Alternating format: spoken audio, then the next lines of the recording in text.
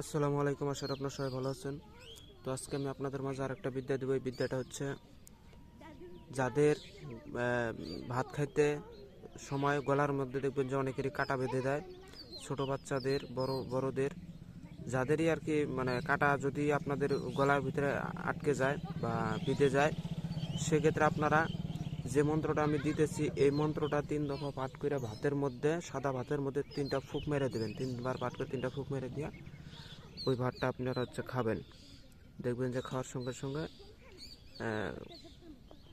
আপনারা খাবেন, খাওয়ার পরে ইনশাল্লাহ দেখবেন যে ওই কাঁটাটা ওই ভাতের সঙ্গে আপনার পেটের ভিতরে চলে গেছে।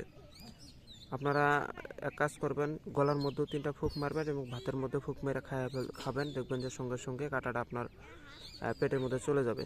এটা মাছের কাঁটা বাহির করার মন্ত্র এটা।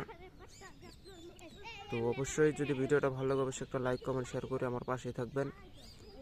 আর যারা আমার কাছ থেকে চান্ডাল, জারস ইত্যাদি হার নিতে চান অবশ্যই আমার সাথে যোগাযোগ করবেন। তো সবাই ভালো থাকেন, খোদা হাফেজ, আসসালামু আলাইকুম।